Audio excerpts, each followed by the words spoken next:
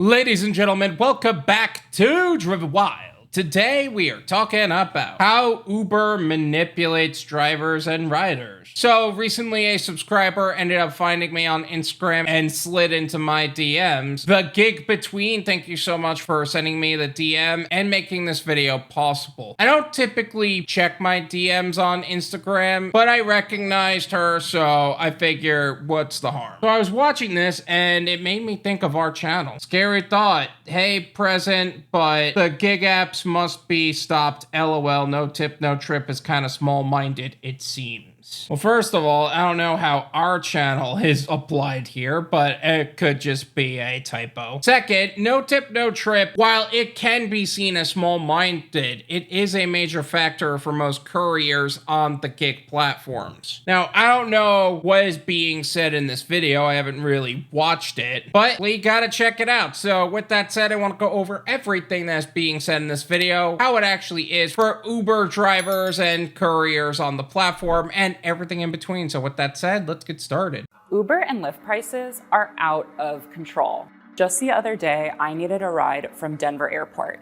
$90, $87.95 to be exact, for a 22-mile ride at 10 a.m. on a Monday. $90 to get from the airport to wherever they had to go. That's insane. A 22-mile ride is already a lot, but $90, that's a lot, man. Holy crap. It got me thinking, does Uber actually want me to believe that this ride is worth $90? Because as much as I don't want to pay $90 for a 22-mile ride, if that money's going to the driver, I can live with that. Is it worth $90? Probably not, but it's the law of supply and demand. There have been people who have literally said, I tried to order an Uber at a train station at 5 p.m. and it cost me like $50 or something like that. They cross the street and it drops half the price. Also, time of day does play into it as well. Now, how much of that actually goes to the driver? I don't think they're gonna tell us, but it's certainly not half of that. I yesterday came in from the airport and the app charged me $90.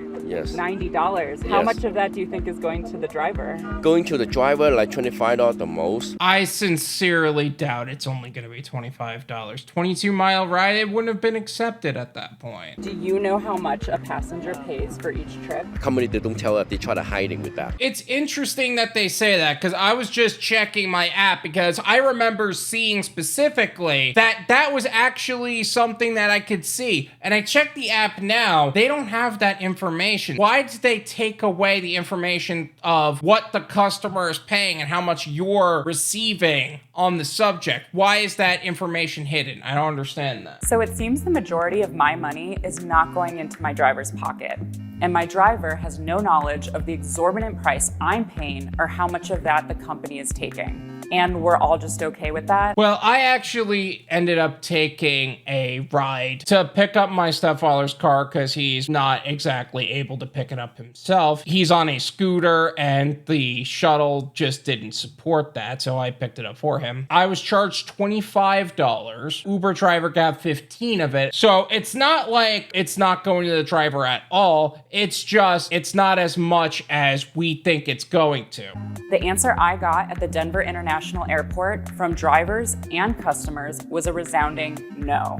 So why is it happening? If we're all against it, can't we do something about it? Easier said than done. You're expecting people who are more divided than ever in the United States of America to all stand together and go against Uber, where they're more than willing to just pull out of markets if they have to. That $90 Uber ride from the Denver airport I keep referencing, I started my investigation there. What unfolded after led me to the truth about how rideshare drivers are paid and the various ways organizers are working to change it. Hello. Hi. Boy, Isabella? Yes. All right. How are you doing today? I'm good. How are you? I am good. Thanks for asking. Something about this seems a little staged. I don't know if this is actually the Uber driver that this person is referencing. The shots that they're using, this feels very staged. Do you drive for Uber and Lyft? I do. I drive full time. I drive over 60 hours a week. I do this pretty much every single day. That's a little more than full-time, I'd say, 60 hours. That's a lot of hours driving. Does that pay the bills? Is it a little less, or how does that pan out? So over time, the money that we take as Uber and Lyft drivers has gradually been going down, and it's at its worst right now. Yeah, that's true. And that's not just Uber and Lyft. That's all these gig companies cutting their pay. And none of us are happy about it, but it is what it is. I quite remember when we started driving for Uber and Lyft, per our contract, they were supposed to only take 25%, and then we get 75% of the ride. But that's not the case anymore. They take, I'd say, at least 60% of our fare right now. So going by the math that I was just discussing, the guy got $15, I paid $25. The guy got 60%, not 60% was taken from him. And yeah, it has gone down over time. That's not news to anybody. You have to put in more hours now. There's no transparency, because we used to see how much you as a passenger got charged for the ride, but not anymore. And why do you think these rideshare companies keep this information from you guys and from the customers? Why do you think they hide it? I think they hide it because we know how much they're charging these passengers, and how much, if we knew any more than we already know, what we can demand for. Every company is like that. Let's say you're a W-2 employee and you know that the new hire is being paid 3 times more than what you're being paid. You're going to want to receive his pay, or you're going to walk. That's why a lot of companies like to lie to you and say that you are not allowed to talk about your salaries with your other coworkers, even though that's completely illegal, to prevent that. Eric believes Uber and Lyft don't want drivers to understand the full scope of the money each driver is losing per ride, because that would give drivers fuel to demand more. I wanted to follow up on this theory and find out if Uber really takes 60% of its drivers' fares, like Eric says. Fortunately, I found a researcher who's already on the case in Boulder, Colorado. The best way to think about this research is an exploration of how we can give drivers and organizers the data and the tools that they need to investigate their working conditions. So basically what our research team did was we built a software tool, which is called FairFare. And the FairFare tool does kind of what the name implies. It tries to tell drivers if their fare, like how much they're paid, was fair. Real quick, the data Samantha's about to get into is preliminary. Her research team relies on driver participation, and what they've done is just the start of what they hope will trigger a price transparency revolution nationwide. I'm going to leave a link to the website that they're referring to in the description. Feel free to check that out. The most interesting trend for us and for our community partners was around the difference in take rates for surge versus non-surge rides. Take rate basically refers to how much the platform takes from every customer fare. So in our case, all 10,000 rides came from Uber drivers. And we found that with surge pricing rides, the most common take rate was about 53%.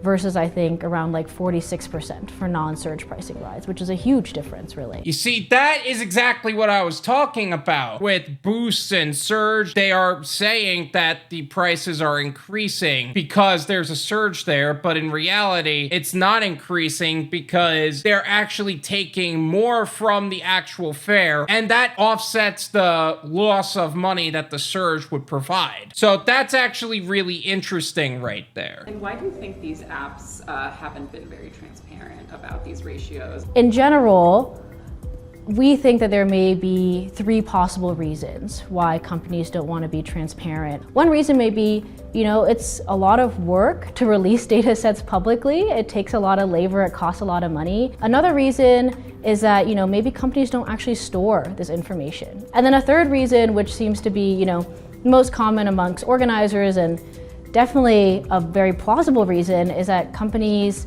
don't want to release this information because it would invite inquiry into how they're operating. Information really is power, and you're always at an advantage when there's an information asymmetry. So why release information when you don't have to? I would say it's probably the latter case. They probably have the information, especially with how long it took for them to actually profit, because they needed that information to know where the money is going. And then they started to cut down that area. In other words, why release information if it could encourage a group of like-minded exploited workers to band together for better conditions? to make that data work for them. One thing that I do want to note before we keep going is that this channel is known as More Perfect Union, and I don't know much about the channel itself. It does seem like it's a platform that a lot of people would be more pro-union, so if there's a difference in opinion on that subject, this isn't a political channel. I'm literally just reacting to it. I sacrifice my time,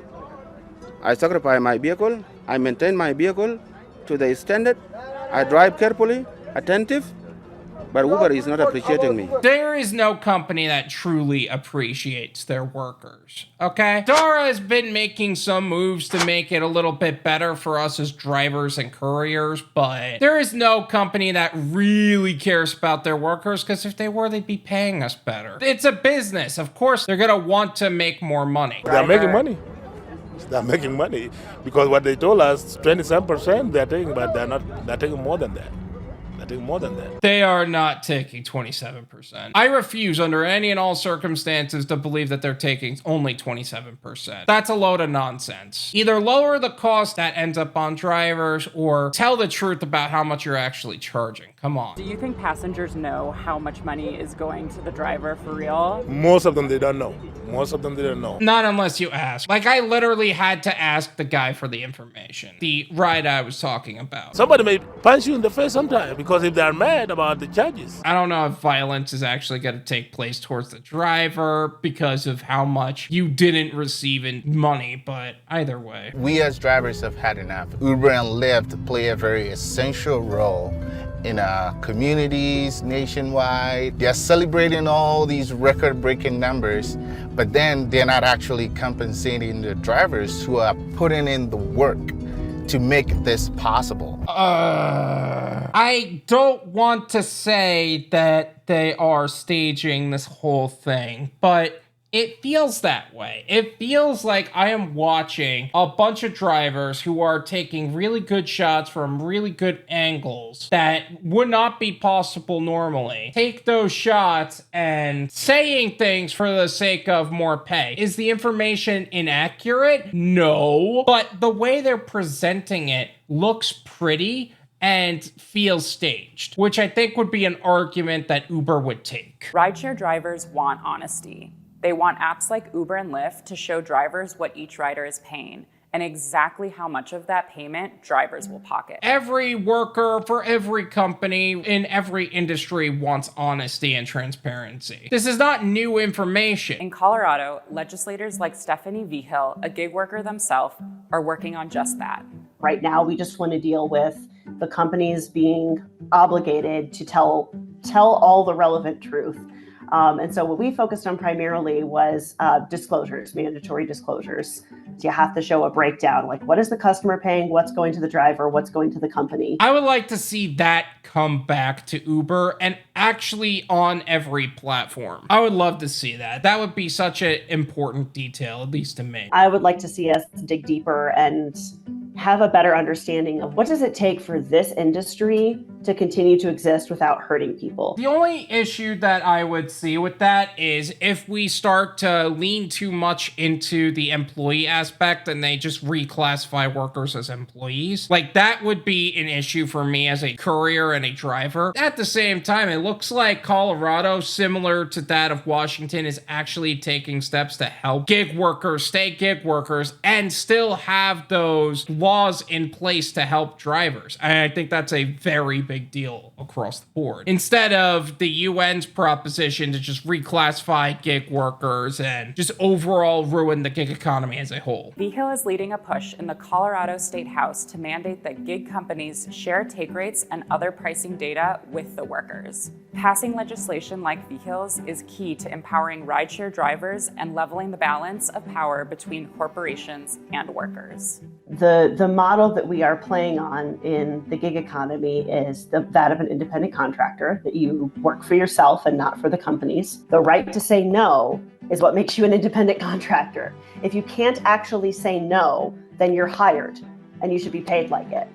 So in order for you to be able to proactively say, yes, that's an offer I want, and no, that's an offer I don't want, is you have to know enough about what you're getting paid. They want to be able to gamify you into doing more work for less, so they can charge the customer more for it. Meanwhile, they make off with billions. For the on-demand aspect for rideshare drivers, that currently is taking place in the gig economy. Like, you literally can place an order for a ride, you can place an order for delivery, it goes straight to the restaurant, it goes straight to the pool of drivers, and in minutes you can have a driver at your door, and in less than an hour you can have food at your door. You're gonna expect drivers to make quick decisions on whether or not they want to take orders, right? So 30 seconds, 45 seconds is all you really get in order to make a decision to actually say yes or no to an order. And how much deeper information do you need? You need the breakdown of what you're getting paid for base pay and tips, any promo information. I don't need to know how much the customer is getting paid until after I'm done. And should there be more information like the customer address and blah, blah, blah? Yeah. And do I need information that I'm dealing with a certain customer I do not particularly like?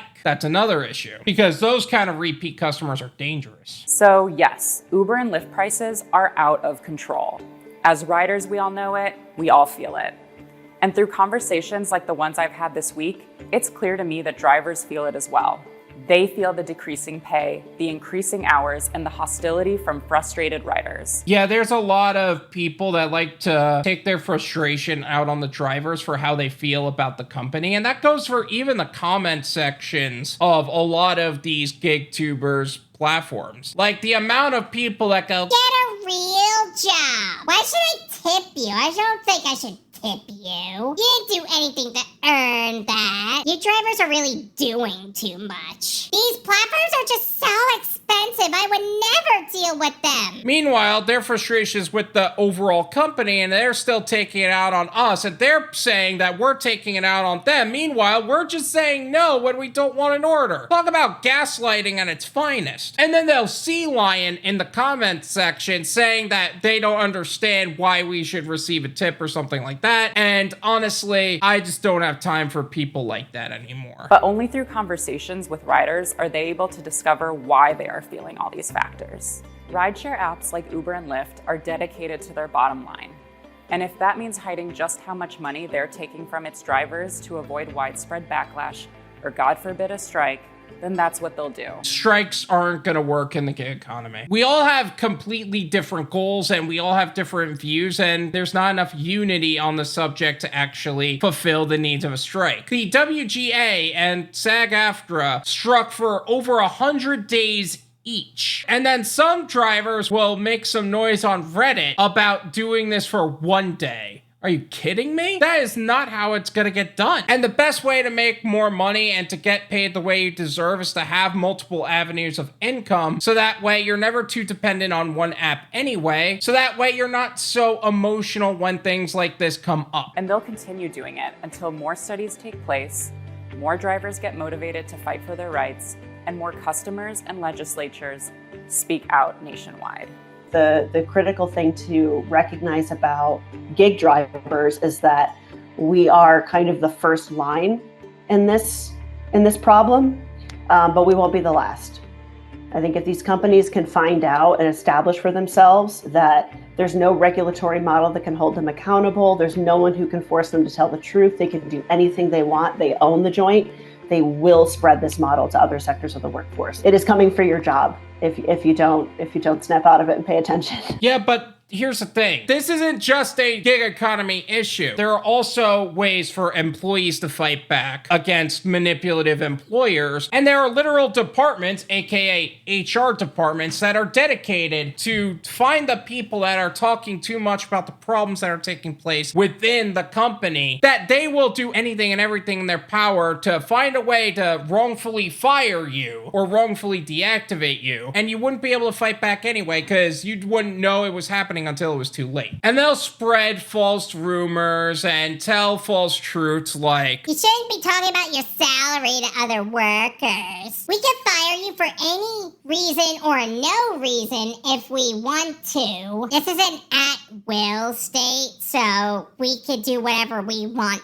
anyway." Which is completely misusing the information provided to them on the subject. because an at-will state is 49 out of 50 states, which means you could be fired for any legal reason, not for any reason. And a lot of these companies don't want you to know that you could be paid more. There are ways to fight back. You should learn your rights and know them and fight for them, regardless of whether you're an independent contractor or an employee. At the end of the day, Uber just provides a platform.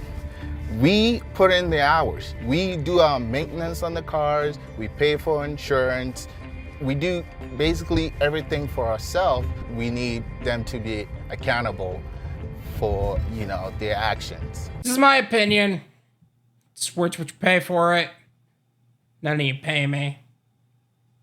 There you go. We would like a lot more transparency on the subject. We would like this to be a more fair platform for all parties involved. And that goes for all gig platforms, not just DoorDash, UberEats, Grubhub, etc. Especially with how the gig economy is growing and evolving and changing, for better or worse, more regulation is going to happen. It's not, oh, it could happen. It's going to happen. The thing that I'm praying for is that independent contractors can stay independent contractors. This channel seems a little bit more on the unionization side, the employee side, rather the independent contractor side. That's just simply based on the overall surface level on the subject. I would like to see more regulation enter in a more positive way, but there's also a lot of people, and I mean a lot of people, who would argue regulation from government officials is going to result in an overall negative things for all parties involved. So let's hope and pray for the future that things will end up positive for gig workers and riders and customers alike, because we all know that the company only has their best interest at heart and not ours. Thank you so much for watching. I really appreciate it. As always, make sure to hit the like button, subscribe if you're new, and I'll see you guys next time. Peace.